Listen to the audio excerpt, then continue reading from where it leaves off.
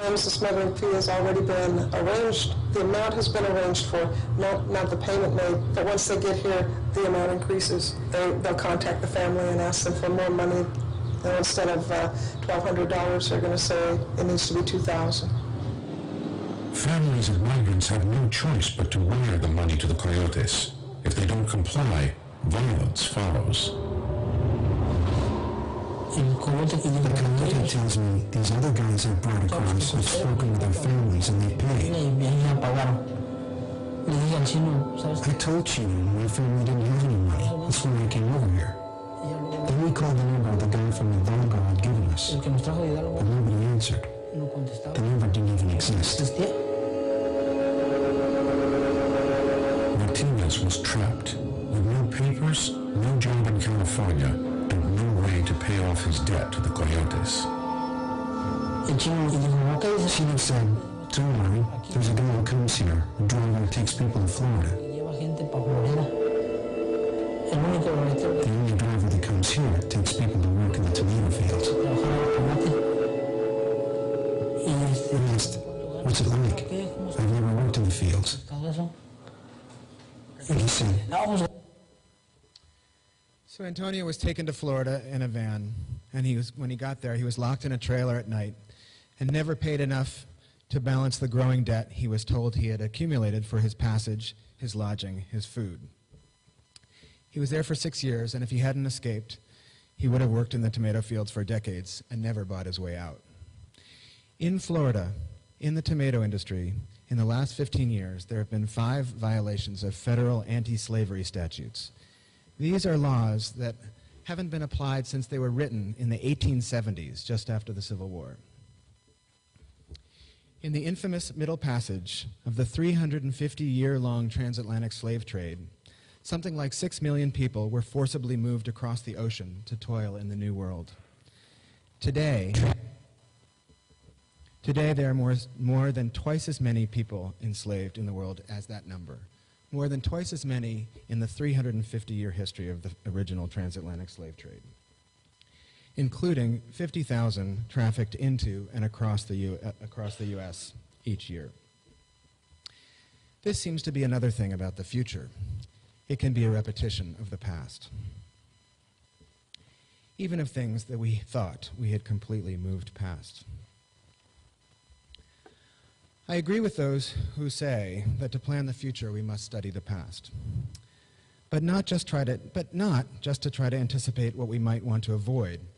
Instead, draw from our repository of experience and celebrate and perpetuate the things we have done well, and the things that we have forgotten that we did pretty well. This is something that Americans are not particularly good at doing. As a nation born of revolution, of literally turning things upside down, we've always felt that we were a nation of newness, of new solutions, of sweeping out the old completely. In my most recent film, which aired this year on PBS, I looked into our transportation history by looking at the city of Detroit, really the tragedy of the city of Detroit, and saw that phenomenon writ large. This was a place that through decision-making and transportation had completely reinvented itself over and over again. Every time a new transportation technology came along, the city would throw itself into this new mode, and this would have far-reaching effects.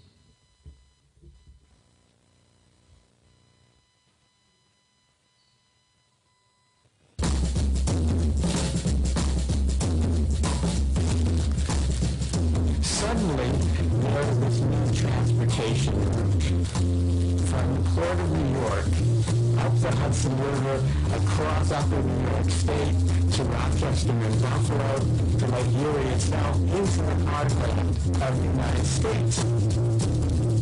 There was a new water highway, and this would have just amazing implications. Detroit, the once sleepy fur trading outpost, became a thriving river city. Business interests concentrated around the new commercial hub and expanded out onto Detroit's emerging corridors. Freight costs dropped by 75%. Michigan timber could now supply the construction trade in the East. Woodward Avenue, where farm products from across the territory were brokered and brought to port, new buildings sprung up overnight, and new migrants arrived daily. In just 10 years, Michigan's population grew from 31,000 to 212,000. I mean, that is how infrastructure can really change our whole basic geography and can open up possibilities that just didn't exist before it was built.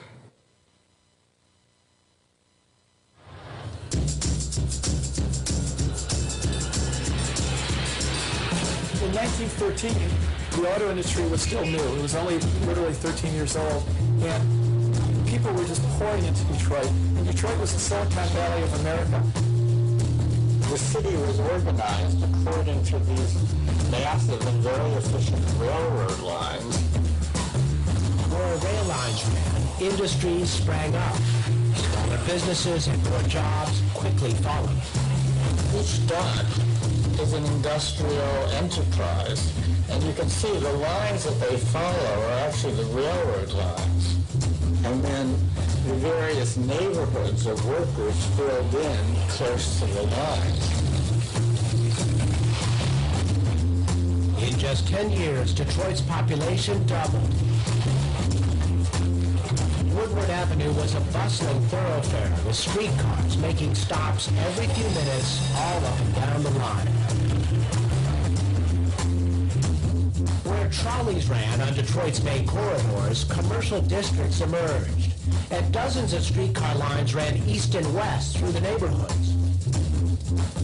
At Michigan Central Station, service was stepped up to pick up new waves of migrants. No one knew it at the time, but the trains were pouring in here with people, and their job was essentially to build something that was going to take the place of the train.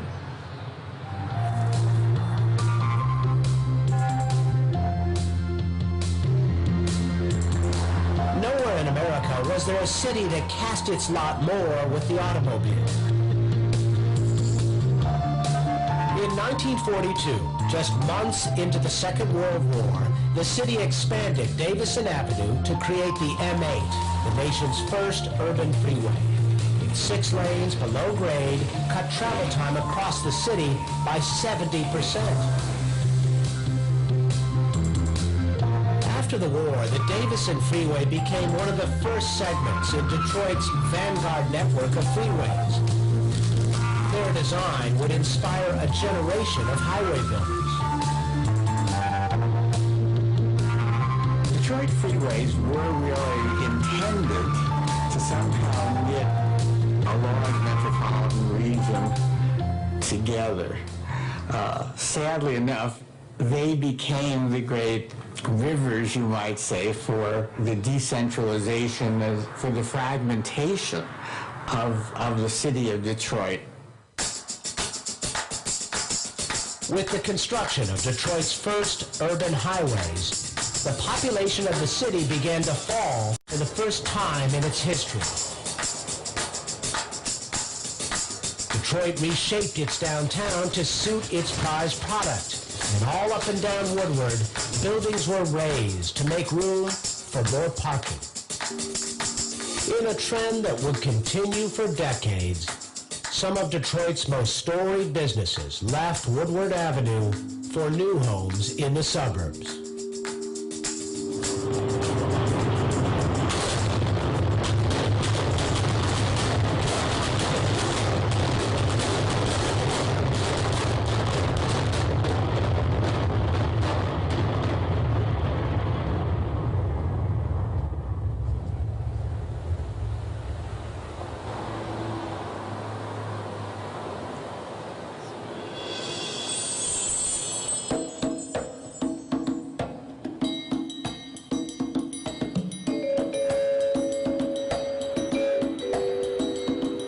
A new light rail on Woodward Avenue could connect the region's separate transit systems and bring vitality back to Detroit's old Main Street, just as Judge Augustus Woodward had envisioned in his layout for the city. Detroit was always a city of corridors. of long, straight avenues going off into space.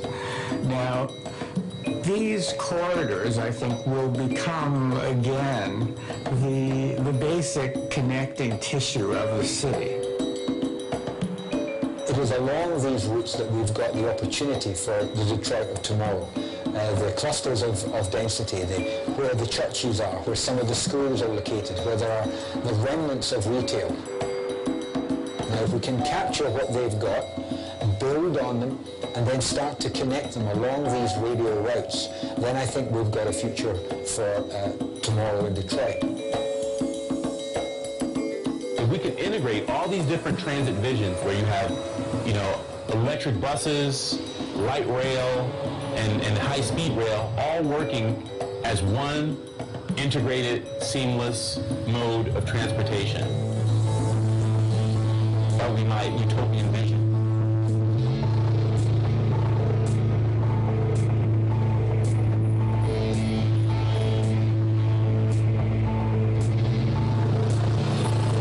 Investing in 3.4 miles of light rail within what's going on in our country today and in the world is not a significant sort of mass transit intervention.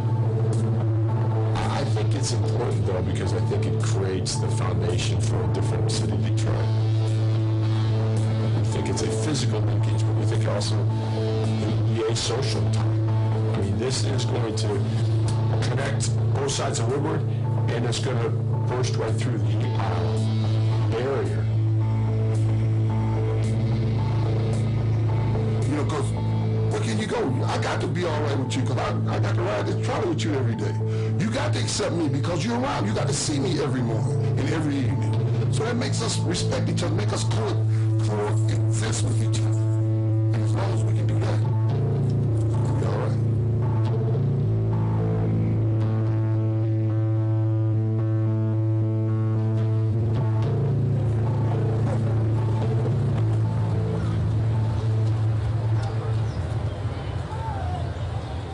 And the guy gets the girl at the end.